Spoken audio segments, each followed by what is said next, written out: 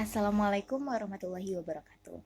Perkenalkan, nama saya Holifah Nur Maulida. Pada kesempatan kali ini saya akan menjelaskan mengenai penyakit kardiovaskuler yaitu asma.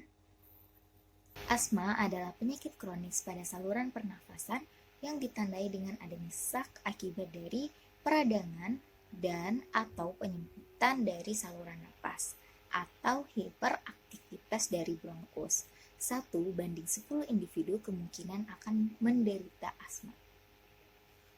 Untuk etiologinya sendiri itu masih bersifat idiopatik karena mekanisme terjadinya asma itu sangat rumit dan banyak faktor yang dapat mempengaruhi dari asma ini sendiri. Yang pertama yaitu ada faktor risiko. Nah, faktor risiko ini sendiri yaitu terdiri dari genetik dan lingkungan. Kemudian yang kedua yaitu ada faktor pencetus. Nah, faktor pencetus ini yaitu terdiri dari perubahan suhu tubuh secara tiba-tiba, kemudian flu atau infeksi, atau karena debu, atau karena ada emosi dan stres, kemudian atau bisa juga dari obat-obatan yang dikonsumsi. Ya, peran fisioterapi sendiri di sini yaitu untuk membantu pasien untuk tetap aktif dan mendapatkan kebugaran tubuh yang optimal. Ya, bagaimana sih cara pemeriksaannya? Yang pertama yaitu dimulai dari anamnesis. Nah, anamnesis sendiri yaitu seperti biasa dimulai dari biodata pasien. Nah, di mana biodata ini mungkin berisi dari pekerjaan yang memungkinkan pasien pekerjaan dari pasien tersebut atau kegiatan dari pasien tersebut dapat menjadi faktor penyebab atau faktor memperberat dari asma tersebut. Kemudian dari riwayat penyakit atau obat-obatan yang dikonsumsi yang memungkinkan juga dapat mempengaruhi. Kemudian yang kedua yaitu ada vital sign.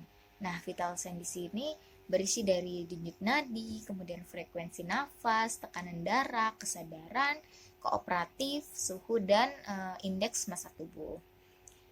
Kemudian yang ketiga yaitu ada observasi. Nah, observasi di sini dimulai dari inspeksi, yaitu ada dari wajah, apakah normal atau pucat atau ada udem.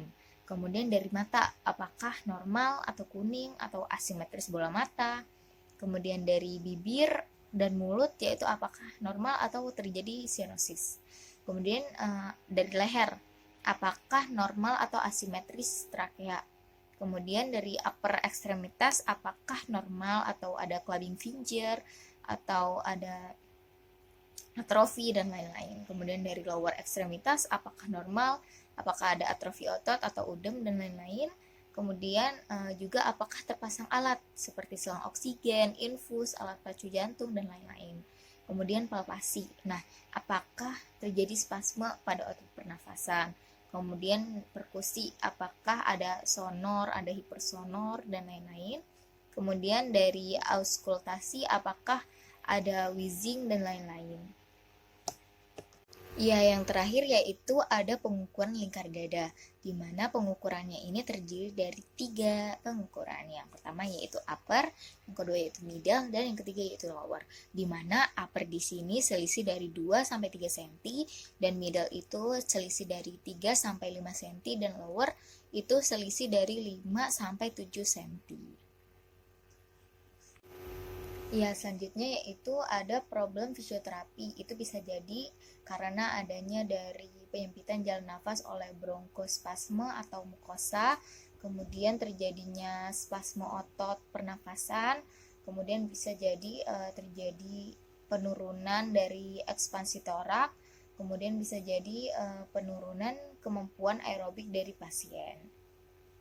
Ya, untuk intervensi fisioterapi sendiri yaitu bisa dimulai dari penggunaan dari nebulizer, kemudian juga ada infrared, kemudian ada teknik BE atau breathing exercise, yaitu ada pulse sleep breathing, kemudian ada diaphragma breathing, kemudian juga bisa postural drainase dan mobilisasi sangkar toraks, atau bisa juga dengan segmental breathing.